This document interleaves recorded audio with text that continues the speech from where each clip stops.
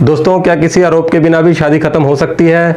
यदि पति गलत हो या पत्नी गलत हो तो कानून क्या कहता है? दोस्तों, मैं आज आपको हिंदू मैरिज एक्ट की दो इम्पॉर्टेंट सेक्शन 13 और सेक्शन 13B के बारे में बताऊंगा, जिसमें सेक्शन 13 के तहत तलाक एलिगेशन के आधार पर होता है, वहीं सेक्शन 13B में म्यूचुअल कंसेंट से तलाक होता है। तो दोस्तों, इस वीडियो को अंत तक जरूर देखें ताकि आपको पूरा कंसेप्ट आसानी से समझ में आ सके।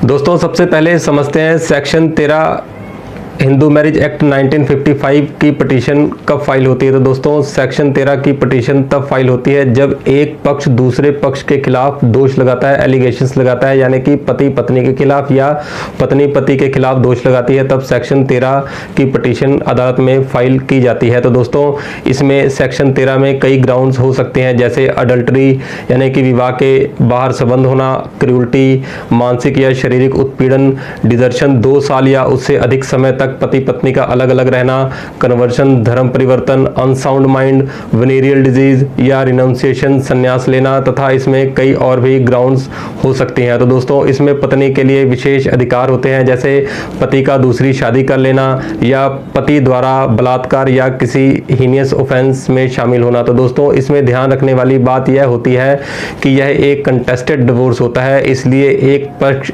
इसमें दूसरे पक्ष के खिलाफ दोष लगाता है और कोर्ट में अपने दोष के संबंध में एक दूसरे के खिलाफ सबूत पेश करने होते हैं।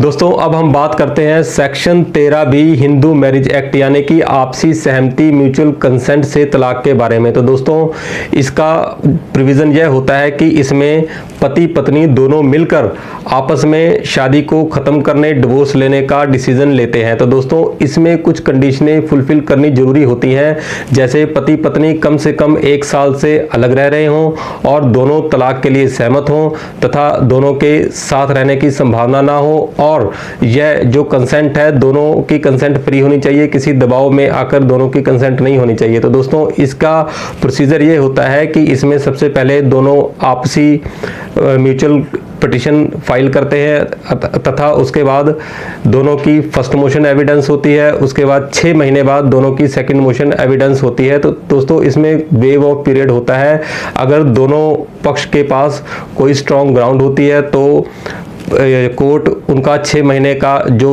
पीरियड है वो भी खत्म कर सकती है। तो दोस्तों, इसमें ध्यान रखने वाली बात यह होती है कि इसमें दोनों पक्ष एक दूसरे के खिलाफ किसी तरह का दोष नहीं लगाते और यह तलाक दोनों पक्षों का आसानी से हो जाता है। दोस्तों, अब मैं आपको सेक्शन 13 और सेक्शन 13B में अंतर बताता हूं। तो दोस्तों, सेक्शन 13 एक कंटेस्टेड तलाक होता है और सेक्शन 13B आपसी सहमति से तलाक होता है। तो दोस्तों, सेक्शन 13 में एलिगेशंस बहुत जरूरी होते हैं, एक दूसरे के खिलाफ एलिगेशन लगते हैं, और सेक्शन 13B में किसी तरह के एलिगेशन की जरूरत नहीं होती। तो दोस्तों, सेक्शन 13 में किसी तरह की कंसेंट की जरूरत नहीं होती क्योंकि यह एक दूसरे के खिलाफ दोष लगा के होता है। तो दोस्तों, सेक्शन 13B में जो कंसेंट है वो बहुत ही जरूरी है, नेसेसरी होती है। तो दोस्तों, सेक्शन 13 में तलाक में समय भी ज़्यादा लगता है और सेक्शन 13B में तलाक का समय कम लगता है। तो दोस्तों, सेक्शन 13 में ट्रायल चलता है और सबूत एविडेंस पेश करने पड़ते हैं, बल्कि सेक्शन 13B में 2 मोशन की स्टेटमेंट होती है। और दोस्तों, इसमें सेक्शन 13 में मेंटल टेंशन बहुत ज़्यादा होती है और वहीं सेक्शन 13 में मेंटल टेंशन बहुत ही कम होती है।